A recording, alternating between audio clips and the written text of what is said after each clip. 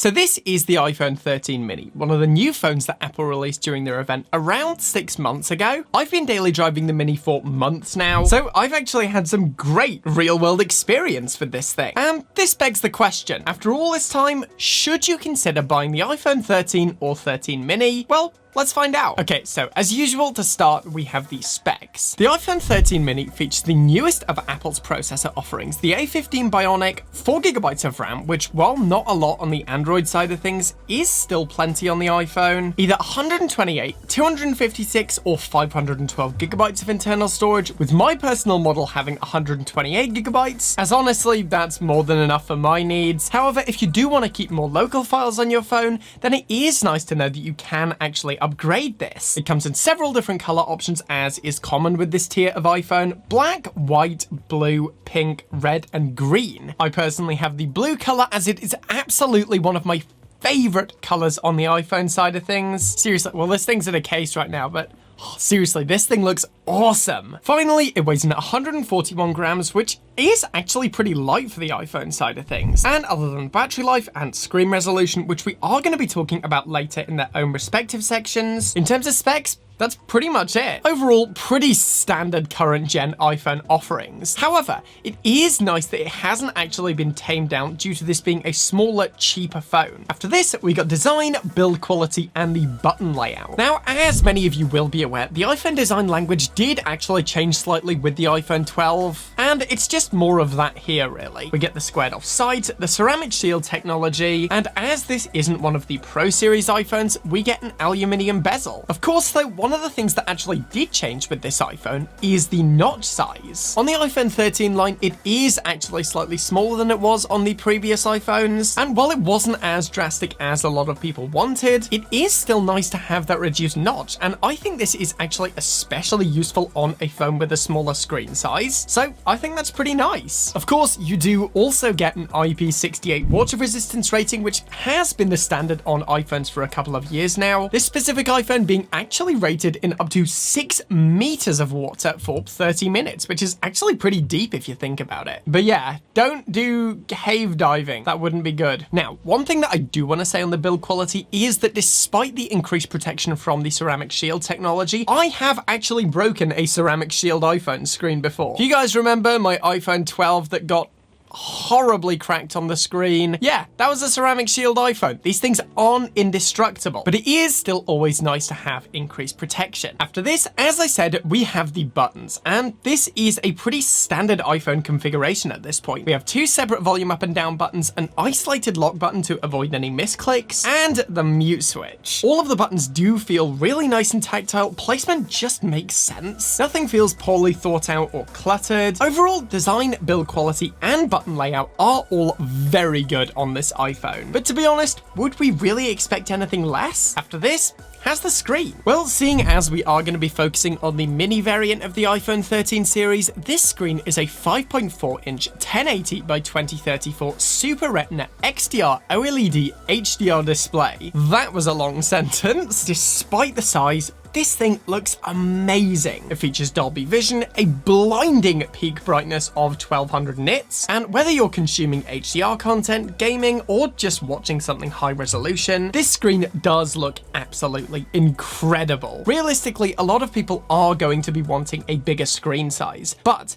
if you're like me and you found the 6.1-inch screens to be just a little bit too big to comfortably use, the screen on this phone is amazing, and I've had a blast using it. Okay, so wrapping the screen up, while it may be a little small for some people to comfortably use, for me, I got used to it surprisingly quickly, and the screen panel itself is absolutely incredible. Up next, we have the main unlock method for this iPhone, which is of course Face ID. On this iPhone, it has been an absolute treat to use. It seems accurate in all light levels, it's very fast, and it works from multiple angles. Honestly, there aren't any huge leaps here ever since the iPhone 11, which I do believe was the first big leap in the iPhone series Face ID technology. However, that's not necessarily a bad thing. The iPhone 11 Face ID was excellent, and while another biometrics unlock method like a fingerprint scanner on the lock button would have been appreciated, the biometrics method that the iPhone 13 mini does have is fantastic. Following on, we have the camera, which is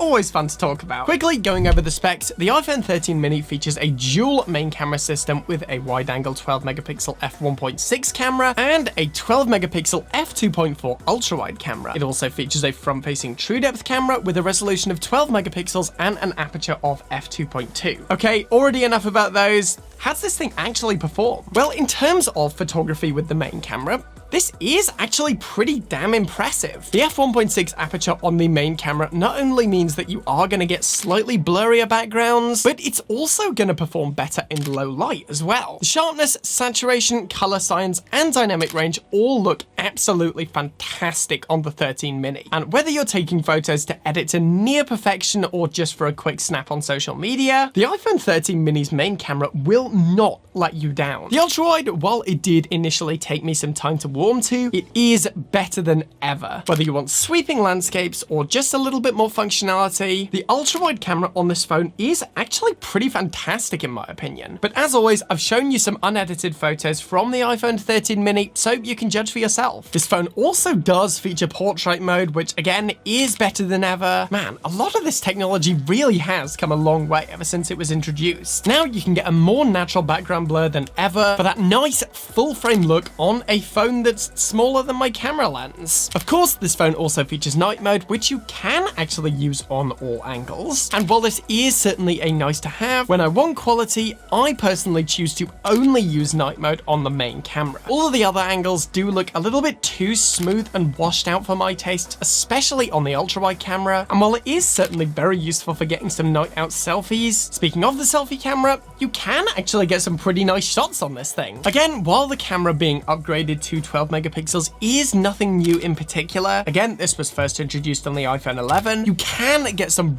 really nice selfies with this thing. In terms of video on this phone, it does feature 4K in up to 60 FPS with Dolby Vision HDR, and while again, you can judge for yourself, to me, as someone who has been filming videos since I was 9 years old, I am truly impressed with how far smartphone video has come in the last few years. Of course, the iPhone 13 mini also films 1080p in up to 240 FPS, which again is nothing new. However, something that is new is cinematic mode. Now, I was initially slightly disappointed with this technology. Come on, Apple, please, just give us 24 FPS. You've named it cinematic mode. That said though, it is a really cool technology. It does make getting a blurrier background in your videos much easier, and the fact that you can actually change your focus points after the fact mean that you don't have to spend ages reshooting it until you nail your focus. So again, while this is still in its early life, I'm really looking forward to seeing what this technology can do. The selfie camera also shoots in 4K at up to 60 FPS, also features cinematic mode, and still offers slow-fies in 1080p at up to 120 FPS. While it isn't as good as the main camera, obviously, I still actually think it looks pretty decent. Certainly good enough for some insert shots in a vlog or posting on social media, and as always, you can judge for yourself. Overall, while a lot of these camera features may not be all that groundbreaking, even on the iPhone side of things, this is still the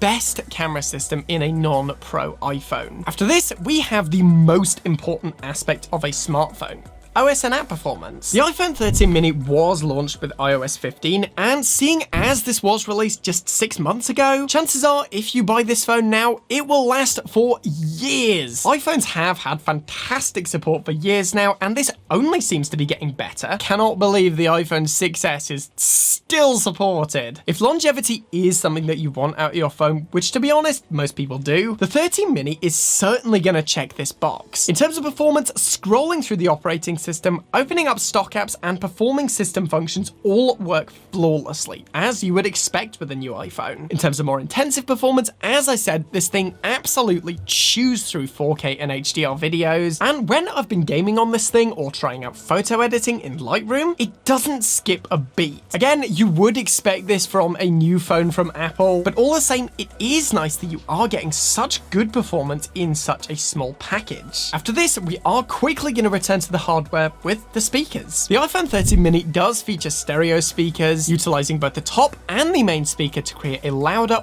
wider sound. It's loud enough to the point where I can use it in a shower without the need of bringing in an external speaker. And so long as you don't plan to use this thing for anything ridiculous, like mixing a song in GarageBand, then these will certainly get the job done for things like watching videos, listening to music when you're cooking, or as I said, in the shower. So no complaints here, but nothing really that groundbreaking either, to be honest. Finally, we have the battery life. The iPhone 13 mini features a battery size of 2,438 milliamp hours. It can be charged wired with fast charging, wirelessly with MagSafe, and using Qi wireless charging. In terms of the actual battery life for this phone, for again, such a small phone, I'm actually pretty impressed. Personally, at its peak, I've still found the iPhone 11 to have the best battery life on any iPhone I've tried, but this thing has never failed to get me through the day so far, and it charges up nice and quickly, so when it does run down, you can have your power back quickly, and as long as you practice good charging techniques, battery health should stay pretty good. Mine's still at 100 after months of use. Overall, I honestly think the iPhone 13 mini is one of my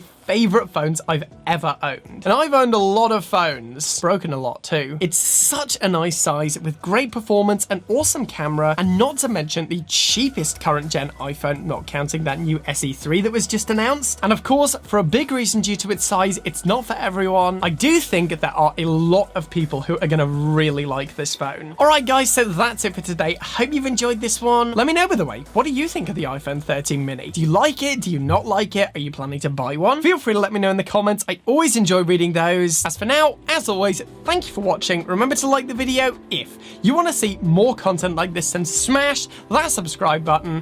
I'm done for now, and I will see you guys in the next one.